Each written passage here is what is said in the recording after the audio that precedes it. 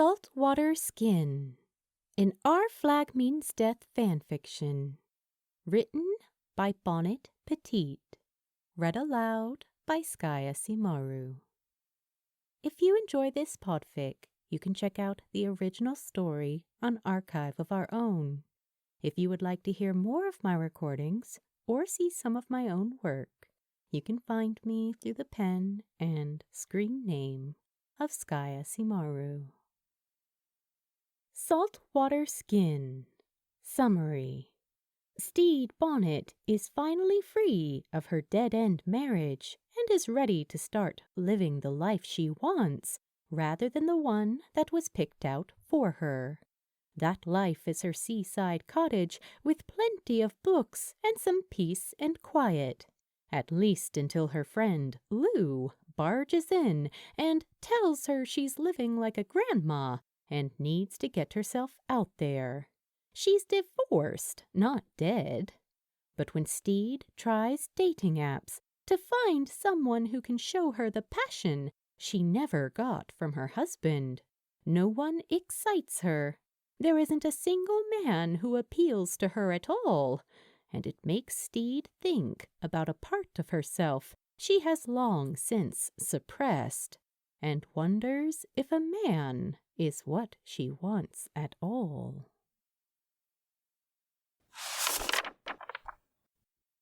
Chapter 1. The tan line was still there. Stede hated it. She knew it would fade over time, that her left ring finger would one day bear no mark of almost 2 decades of marriage. But looking at it just reminded her of all the time she had wasted. Perhaps wasted was a bit harsh. Stede loved her children, and she'd done her best, but admittedly she'd never felt particularly maternal. She was thankful that Martin was a better father than she was a mother, so their kids had at least one parent who wasn't a complete fuck-up. And it wasn't like Martin had been a bad husband, even if he had cheated on her. That was what had kick-started all of this, after all. Because when you found out your husband was having an affair and you felt nothing but relief, that was a glowing neon sign that the marriage was not worth staying in. And their kids weren't even kids anymore, both of them off at college, so that wasn't much of a hurdle either. They hadn't even sounded surprised to hear that their parents were getting a divorce. If anything, they'd seemed just as relieved about it as Stede had been. And now here she was, divorce finalized, officially single. She had her own house now, since she'd let Martin keep theirs in the divorce. She'd never been attached to it anyway, and Martin had his whole art studio set up there, so it just made more sense to let him keep it and buy her out. Stede had used the money to get herself a charming little cottage by the sea, just like she'd always wanted. It was an idyllic life. She could spend long hours on the porch with a book in her lap and a cup of tea by her side, letting the salt breeze ruffle through the hair that escaped her sun hat. There was a weekly market in town, and once she was a bit more established, then she wanted to grow her own fruit in the garden and make jams and preserves to sell there. It was nice, calm, serene. Fucking boring. She'd been in the middle of showing Lou the embroidery she'd been working on when her former employee and now friend made the comment, and Stede clutched the hoop to her chest, insulted. It's fun. Sorry if I haven't mastered the French knot to your standards yet, but not the embroidery, Stede, fuck's sake. Lou groaned and kicked her feet up on the kitchen table. and Stede promptly shoved them back down on the floor. Okay, yes, the embroidery, actually. And the jam plans. And the fucking cottage. It's all boring. Christ, Stede, you're living the life of a little old grandma in your 40s. What's wrong with having a little peace and quiet? She was starting to regret inviting Lou over now, and would rather get back to her solitude. Ugh, babe, you're divorced, not dead. You should be out there celebrating your new single life and getting railed 6 ways to Sunday. Stede wanted to fire something scathing back at her, but really, she didn't have a leg to stand on here. Lou knew too much. She had been there for the entirety of the divorce proceedings, and she knew what Stede's true feelings really were. Fuck, there had been multiple nights where Stede had been wine-drunk and complaining about how Martin hadn't even touched her in years. And then she'd gone on a rant about how she hadn't even wanted Martin to touch her, actually, because she could take care of herself far better in that regard. But she also craved the touch of someone she felt passionately about, and that just wasn't her ex-husband.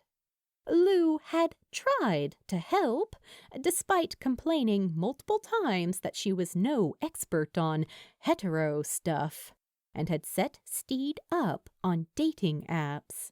And yet Stede hadn't made a single match, finding something wrong with every single man on there, until she'd gotten fed up and asked to see what Lou's apps looked like. If she had to look at one more photo of a guy called Mark holding a fish he'd caught, then she was going to scream, and she needed a palate cleanse, so to speak. She'd claimed it was just curiosity, wanting to see what the apps looked like when you were a woman seeking out another woman, like Lou was. She hadn't expected it to awaken something in her, and yet she'd lost hours scrolling through Lou's matches and potential matches while Lou dozed on the couch. It felt so different to scrolling through her own apps set to find a man, and by the time Lou woke up, Stede had come to the conclusion that the reason it felt wrong on her own apps was perhaps because it wasn't a man she was looking for. Apparently, it was pretty common for a woman to come out of a long marriage and realize that another man was the last thing she wanted. It was natural for someone freshly divorced to want to experiment, and Lou said she didn't see why Stede shouldn't either. It was an area she had far more expertise in, after all, and she was more than happy to encourage and guide her as Stede explored something new. What had followed were sleepless nights where Stede had lain alone in bed, staring up at her ceiling and questioning everything. Her life had pretty much been set out for her from childhood. Sent off to an all-girls boarding school to receive a prestigious education, where Stede had once accidentally stumbled upon 2 of her classmates kissing in a janitor's closet. She remembered that she'd spent many sleepless nights back then, too, pressing her fingers against her lips and wondering what it would be like for someone to kiss them. As she'd gotten older, she'd just put that down to typical teenage fantasies, dreaming of romance, and had never thought harder about the fact that when she'd daydreamed of being kissed, it was never by a boy. Then she'd been introduced to Martin by their families when she'd been in college, and it had been pretty obvious they were being pushed together. He'd been nice, and it had just been the done thing amongst their social circle. They'd dated during college, gotten engaged after graduation, and they were married before the end of the year. Not long afterward, Stede had ended up pregnant with their first child, locking her into that life before she was 25. Sex with Martin had been fine. Awkward their first few times, definitely, and then after that it had just been okay. Boring, even. It felt like they were doing it because it was expected that they should be, as a married couple. But Stede had always gotten the sense that Martin was as disinterested in it as she was. Once she was pregnant, they didn't have sex, and it took a long time after their first child was born to try for a second. Then, after that, they barely did anything at all. And it wasn't like Stede just wasn't interested in sex. She had a libido and urges. They just never applied to her husband. Once she'd figured out that Martin was never going to give her the passion that she craved, Stede had resorted to locking herself in the bathroom and taking care of herself with a monogrammed hand towel clenched between her teeth to muffle her cries as she made herself orgasm, since no one else was going to. And again, she just thought this was a normal thing, that sometimes husbands and wives had different libidos and weren't all that sexually compatible. And that could happen, but Stede had used that as an excuse not to think about how all of the fantasies she conjured up in her own head to get herself off never involved men at all. But it had only been fantasies, or at least that was what she told herself. Fantasizing about women didn't mean anything. Doing a double take when a gorgeous woman passed by her in the street was just appreciating beauty. Only being able to enjoy the rare occasions she and her husband fucked by closing her eyes and imagining soft breasts against her own and long fingers running through her hair didn't mean... Okay, that one she'd always had to ignore rather than rationalize. The point was that Stede had never given much thought to any of those desires. It had felt like she wasn't allowed to. But she was free and single now. There were no more expectations of who she had to be. And what if what she wanted was more than simply trying something new? What if being with another woman wasn't just experimentation? That thought was big and scary enough for her to put off all of Lou's attempts to help, and it had apparently turned into a source of frustration for her friend. "We're going out," Lou said, standing up and slapping her hands against the table. Right now?" "It's 4 p.m, babe. No, we're gonna go out tomorrow night. No more paddling in the shallows. Mama is throwing you in at the deep end." Stede wrinkled her nose at her friend, almost 2 decades her junior, calling herself Mama, but pushed that aside to concentrate on what exactly Lou's plans were. "And what, pray tell, is this deep end you speak of?" Lou cupped Stede's face between her hands and squeezed her cheeks. "Oh, I am taking you to your first gay bar, you sweet summer child."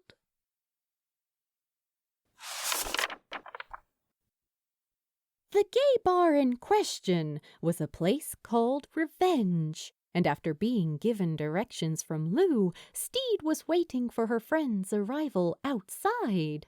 Stede should have known she would be late. She always was, and waiting alone outside was making her nervous. The bar had a bunting draped over the doorway with every single pride flag that Stede knew, and some she didn't. So there was no mistaking that it was a gay bar.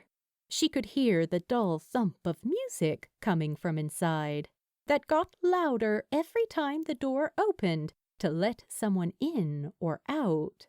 Every time Stede saw a new patron of the bar, though, she felt more and more self-conscious about how she was dressed. Truthfully, she hadn't known what to wear at all, and Lou's guidance had just been to wear something she felt sexy in. The problem was that Stede didn't own anything that made her feel sexy. In the end, she'd opted for a dress, since this was a night out, and she felt like that meant she needed to wear something a little more glamorous. It was a little 1950s in style, with a halter neck tied in a bow and a full skirt that flared out when she spun around, although she'd gone without the frilly white petticoat underneath tonight. That was why she'd picked it in the end. While she didn't necessarily feel sexy, it was fun to twirl in, and she'd decided that fun was the next best thing. The fact that it was baby blue was another reason she had chosen it, as it matched the only thing that was giving her any kind of confidence hidden beneath. She remembered when she'd bought the lingerie set. It had been years ago now, and she'd been on a shopping trip with the wives of some of Martin's friends. Wives that she had very little in common with, but Stede wasn't really someone who had a lot of friends, and she took what she could get. There had been a lot of giggling in the lingerie store as the other women held up different items and gushed about what their husbands would think.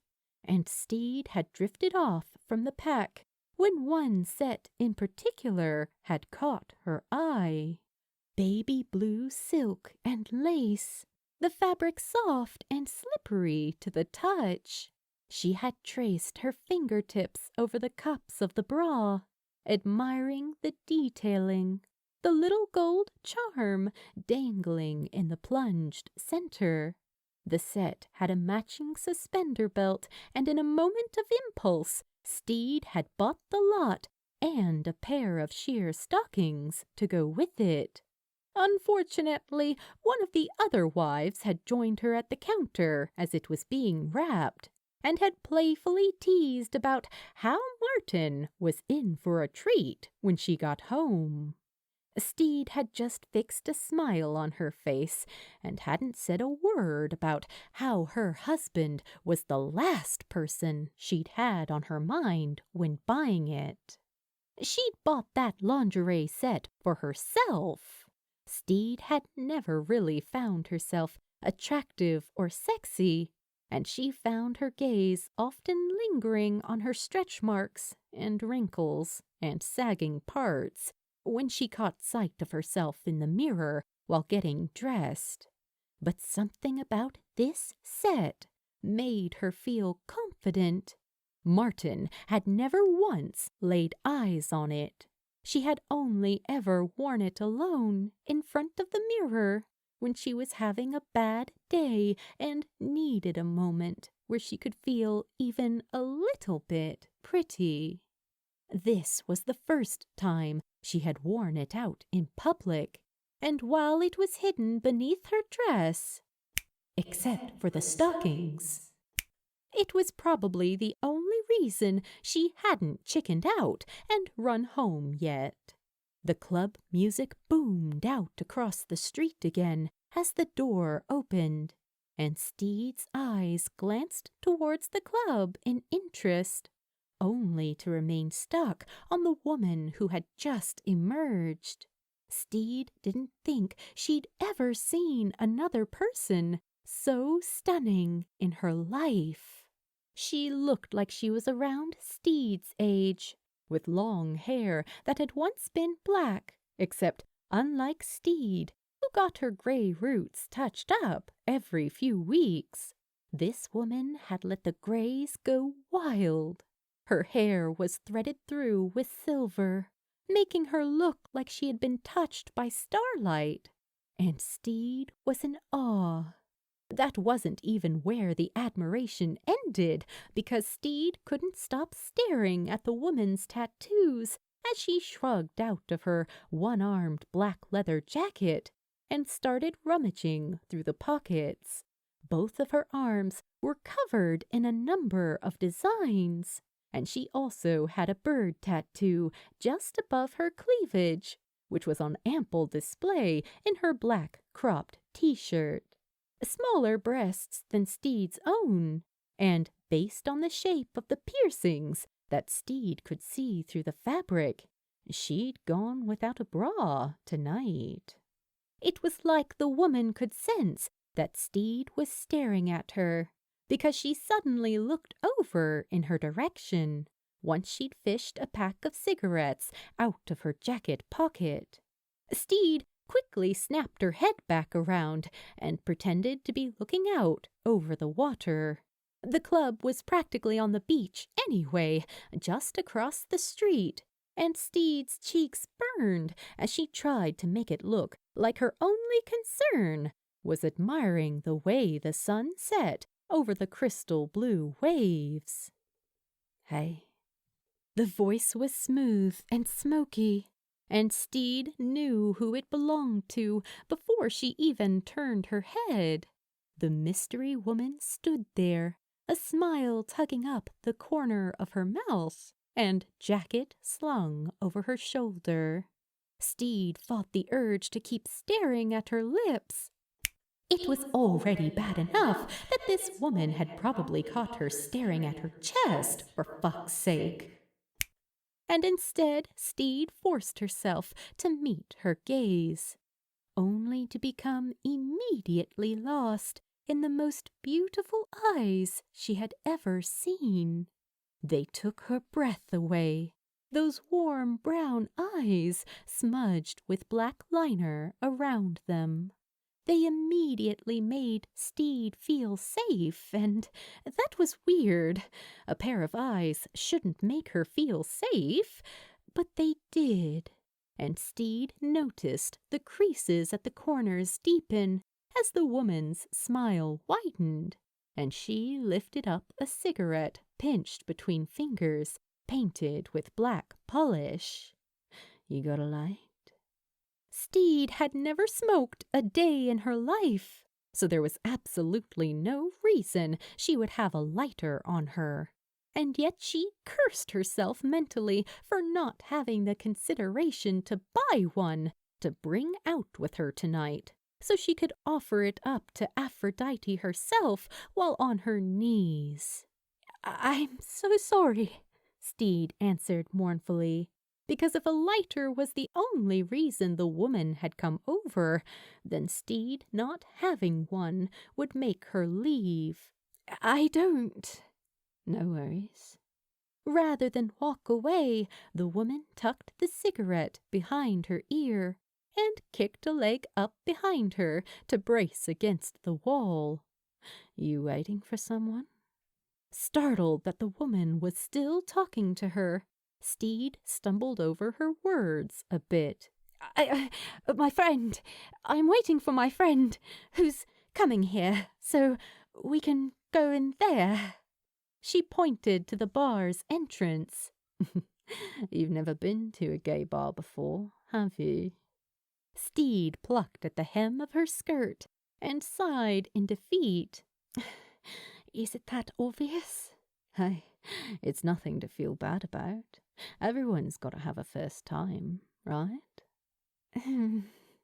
Stede slumped against the wall next to her, but tucked her hands behind her back rather than copy the one foot against the wall move. She didn't have the best coordination, so she'd probably lose her balance and topple over if she did that. "Most people don't have their first time in their 40s. You're here, though. aren't you?" the woman said kindly. "Takes guts at any age. Sure, it's easier when you're in your 20s and you're full of youthful optimism and blind confidence, but that shit gets burned out of you as you get older. So, from one old queer to another." The woman's words had a slight upwards inflection at the end, and she paused with an eyebrow raised, waiting for confirmation that her assessment of Stede was correct. Stede was new to all of this and hadn't thought about defining herself in any particular way yet, but she found herself nodding. The woman grinned. "Whether you make it through that door tonight or not, I'm proud of you." Pride, so easily given, and from one stranger to another, no less. It shouldn't have meant much, yet it meant everything. "Thank you," Stede whispered, and the woman smiled even wider, teeth sparkling like diamonds. "Anytime." She kicked off from the wall. "Actually, I should head back inside. I'm behind the bar tonight. Just came out for a quick smoke." "Oh, no!" Stede was immediately flustered and embarrassed again. "I'm so sorry. I didn't mean to take up your break time. Hey, the woman laughed, and her hand came to rest on Stede's shoulder. It was warm against her bare skin, and Stede's breath caught in her throat. It was only a light touch, and yet it felt like it was searing into her skin, leaving a mark behind like a brand. "Don't worry about it. I choose how I spend my breaks, and I wanted to spend this one talking to the gorgeous blonde by herself." Stede's brain didn't even register the compliment at first.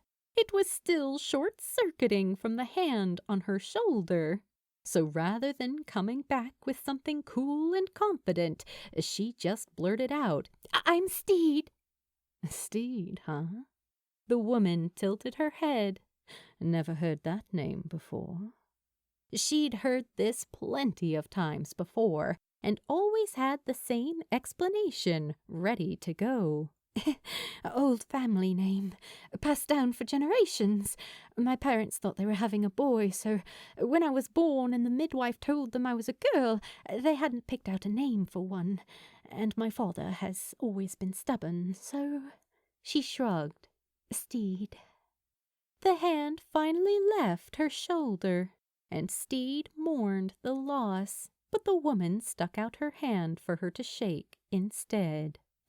"Ahmed.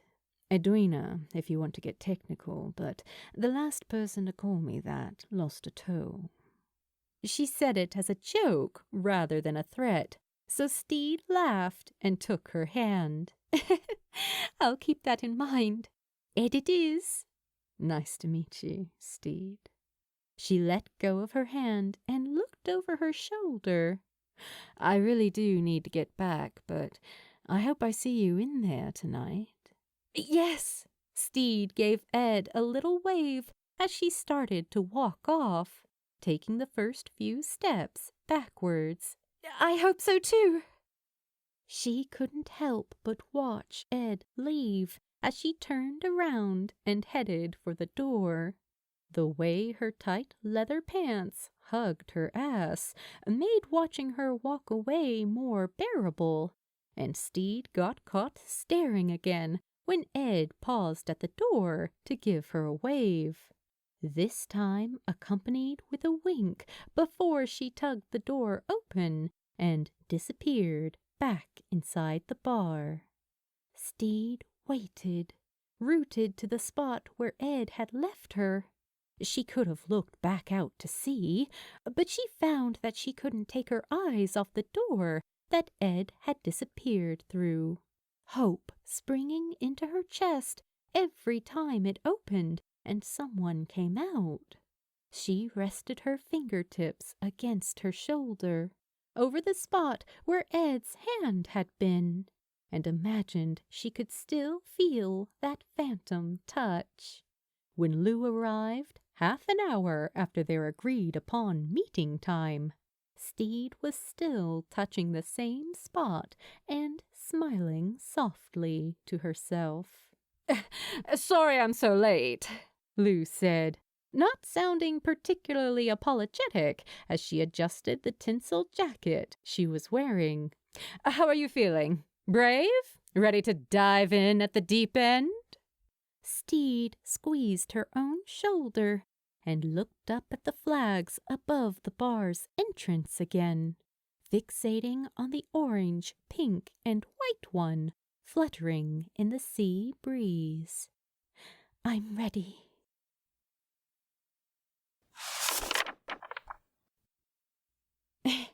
Thank you for reading.